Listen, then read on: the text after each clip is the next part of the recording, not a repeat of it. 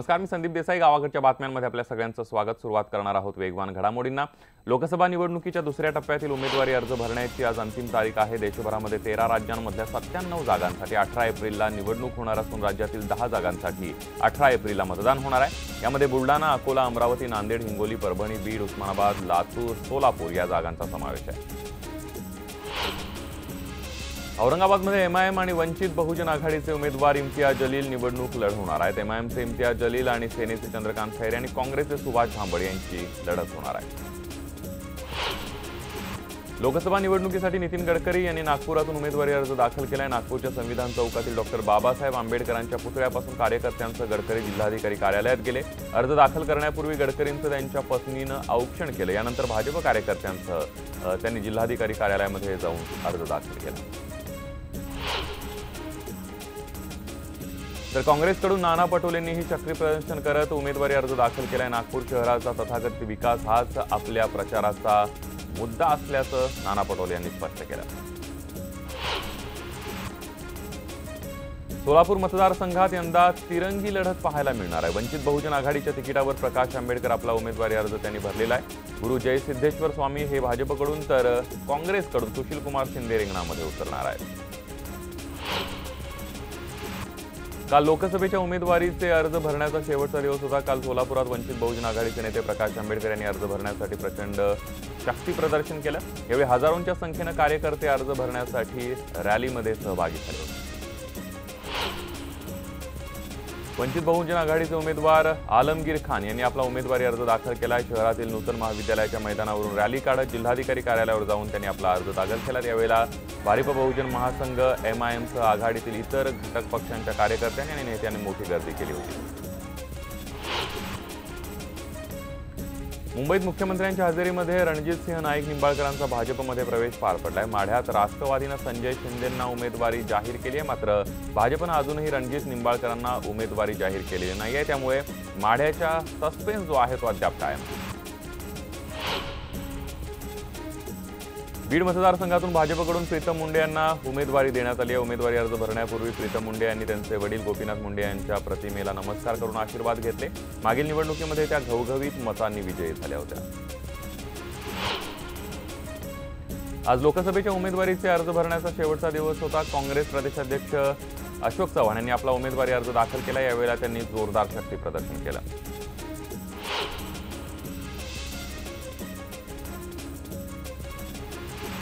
यवतमाळमध्ये भाजपचे नेते पीडी आडे यांनी बंडखोरी केली. त्यांनी अपक्ष म्हणून उमेदवारी अर्ज दाखल केला. उमेदवारी अर्ज मागे घेणार नसल्याचं त्यांनी स्पष्ट केलं. आडेंच्या बंडखोरीमुळे भावना गवळी यांच्या अडचणीत वाढ झाली. उस्मानाबादचे शिवसेनेचे उमेदवार ओमराजे निंबाळकर यांनी शक्ती प्रदर्शन करत अर्ज भरलाय. पण अर्ज भरताना विद्यमान खासदार रवींद्र गायकवाड उपस्थित नव्हते. त्यामुळे खासदार रवींद्र गायकवाड यांची नाराजी लवकर दूर होईल असा विश्वास पालकमंत्री अर्जुन खोतकर यांनी केला. पालघरमध्ये राजेंद्र गावित शिवसेनेचे उमेदवार असतील अशी चर्चा आहे. पण पालघरमध्ये उमेदवार कोण असेल याबद्दल अंतिम निर्णय उद्धव ठाकरे आणि मुख्यमंत्रीच घेतील असं शिवसेनेचे नेते एकनाथ शिंदे यांनी स्पष्ट केलंय. येत्या 2 दिवसात गावित सेनेत प्रवेश करणार असल्याच्या चर्चा आहे. त्यामुळे श्रीनिवास वनगांचं काय होणार असा प्रश्न विचारला जातोय. विरोधी पक्षनेते राधाकृष्ण विखे पाटील यांचे सुपुत्र डॉक्टर सुजय विखे यांनी भाजपात प्रवेश करून अहमदनगरची उमेदवारी दिली गेली आहे. तर या जागेवर आमदार संग्राम जगताप यांना राष्ट्रवादीने उमेदवारी दिली आहे. त्यामुळे नगरची लोकसभेची जागा विखे आणि पवार या दोघांच्या प्रतिष्ठेची झाली आहे. भंडारा जिल्ह्यामध्ये भारतीय जनता पक्षात सुरू असलेली बंडखोरी काही थांबण्याचं नाव घेत नसल्याचं चिन्ह आहे. तर शेवटच्या दिवशी भाजपच्या अधिकृत उमेदवारांच्या व्यतिरिक्त 2 बड्या नेत्यांनी पक्षाच्या निर्णयाचा तडा देऊन भंडारा गोंदिया लोकसभा मतदारसंघामध्ये अर्ज दाखल केला. विदर्भासह राज्यात भाजप सेना युतीचे सगळे उमेदवार विजयी होतील असा दावा राज्याचे अर्थमंत्री सुधीर मुनगंटीवार यांनी केला. विदर्भातील राजकीय समीकरणं, काँग्रेसमध्ये झालेला गोंधळ या सगळ्या विषयांवर सुधीर मुनगंटीवार आणि केंद्रीय गृहराज्यमंत्री हंसराज अहिर यांनी संवाद साधला. लोकसभा निवडणुकीची रंगीत तालीम ठरलेल्या जिल्ह्यातल्या 298 ग्रामपंचायत सरपंच आणि सदस्यपदासाठी झालेल्या निवडणुकीचा निकाल जाहीर झाला. जिल्हा क्रीडा संकुलात सकाळी 8 वाजल्यापासूनच मतमोजणीला सुरुवात झाली होती. यामध्ये भाजप आणि काँग्रेस सरपंचाच्या उमेदवारांनी निवडून येत बाजी मारली आहे. पद्मश्री विखे पाटील यांनी सुरू केलेल्या ग्रामीण भागातील प्रवरा विद्यापीठात उपराष्ट्रपती व्यंकय्या नायडू आणि राज्यपाल विद्यासागर राव यांच्या उपस्थितीमध्ये मेडिकलच्या विद्यार्थ्यांना पदवी प्रदान करण्यात आली। यावेळी बोलताना उपराष्ट्रपतींनी आपल्या भाषणाची सुरुवात मराठीतून केली। वर्धा लोकसभा मतदारसंघाकरिता नामांकन दाखल करण्याच्या शेवटच्या दिवशी 2 उमेदवारांनी अर्ज दाखल केलेत। यामध्ये वंचित आघाडीचे धनराज वंजारी तर बहुजन समाज पार्टीच्या वतीनं शैलेश अग्रवाल यांनी हे अर्ज दाखल केलेत। दिंडोरी लोकसभा मतदारसंघातून भाजपच्या उमेदवार दिल्यानंतर डॉक्टर भारती पवार यांनी प्रचाराला सुरुवात केली। त्यांनी मनमाडला भेट दिली। तिथे आल्यानंतर त्यांनी सर्वप्रथम रेणुका मातेच्या मंदिरात जाऊन दर्शन घेतलं आणि त्यानंतर प्रसार माध्यमांसोबत संवाद साधला। वाशिम लोकसभा मतदारसंघातून काँग्रेसने माजी प्रदेशाध्यक्ष माणिकराव ठाकरे यांनी काँग्रेसच्या वतीनं अर्ज दाखल केला। यावेळी शिवसेना भाजपचे उमेदवार म्हणून विद्यमान खासदार भावना गवळी यांनी आपला अर्ज दाखल केला। तर आमदार बच्चू कडू यांच्या जनशक्ती पक्षाच्या वतीनं विधवा शेतकरी महिला वैशाली येडे यांना उमेदवारी देण्यात आली आहे। अमरावती शिवसेना भाजपमध्ये युतीचे उमेदवार आणि विद्यमान खासदार आनंदराव अडसूळ यांनी लोकसभा निवडणुकीसाठी नामांकन अर्ज दाखल केला। यावेळी सेना भाजपकडून जोरदार शक्ती प्रदर्शन करण्यात आलं। या रॅलीमध्ये युवा सेना प्रमुख आदित्य ठाकरेंनी विशेष उपस्थिती लावली। मातृतीर्थ सिंदखेड राजा नगरीचे नगराध्यक्ष म्हणून शिवसेनेचे सतीश तायडे नगराध्यक्षपदी निवडून आलेले आहेत। तर दुसरीकडे लोणार नगर परिषदेचे 17 जागांसाठी निकाल लागले असून काँग्रेसच्या पूनम पाटोळे या नगराध्यक्षपदी विजयी झाल्या। भंडारा गोंदिया लोकसभा निवडणुकीकरता भाजप राष्ट्रवादी काँग्रेस पक्षातर्फे उमेदवारी अर्ज दाखल करण्यात आले। भाजपकडून भंडारा नगर परिषदेचे अध्यक्ष सुनील मेंढे यांनी उमेदवारी अर्ज दाखल केला, तर राष्ट्रवादी काँग्रेसतर्फे नाना पंचबुद्धे यांनी उमेदवारी अर्ज भरला आहे।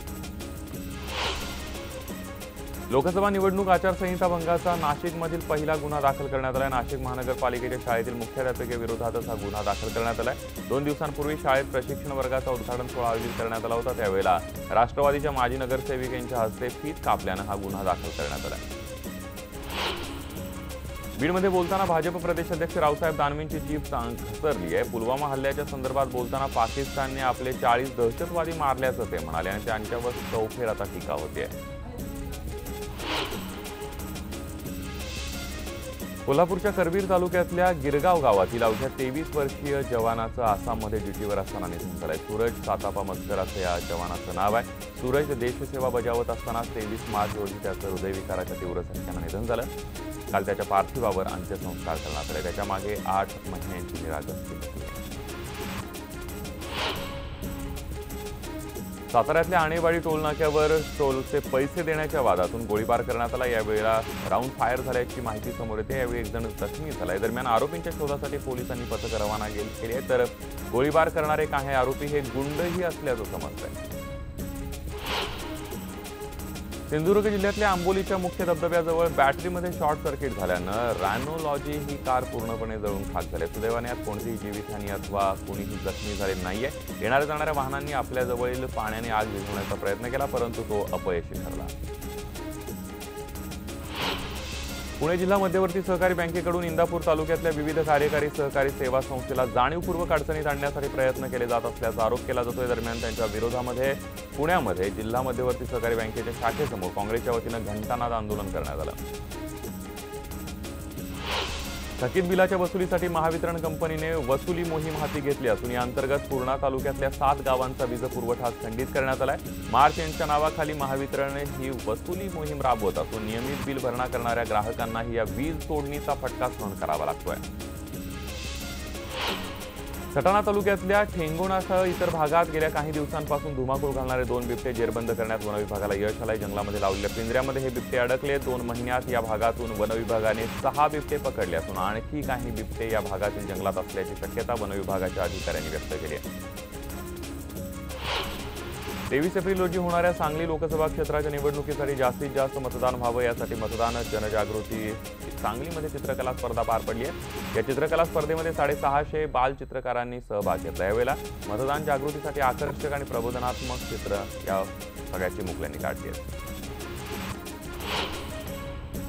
मनमाडमध्ये हॅपी क्लब तर्फे शिवजयंतीचं औचित्य साधून गडकिल्ले बांधण्याची स्पर्धा आयोजित करण्यात आली होती। या स्पर्धेला उत्स्फूर्त प्रतिसाद मिळाला। या स्पर्धेत उर्दू शाळेतील मुस्लिम विद्यार्थ्यांनी देखील मोठ्या संख्येने सहभाग घेतला होता। ठाकरे घराण्याची कुलदैवत एकविरा देवीचा मिताली आणि अमित ठाकरे या नवदाम्पत्यानं शपथविधी दर्शन घेतलं. नुकताच काही दिवसांपूर्वी अमित आणि मिताली यांचा विवाह सोहळा संपन्न झाला होता आणि त्यानंतर त्यांनी कुलदैवताचं दर्शन घेतलंय. राज्यभरात सगळीकडे रंगपंचमीचा उत्साह आहे आणि दौंडमधल्या खामगावमध्ये सुप्रिया सुळे यांनीही नागरिकांसोबत रंगपंचमी खेळली. खामगावच्या जत्रेमध्ये सुप्रिया सुळेंनी रंगपंचमी खेळण्याचा आनंद लुटला.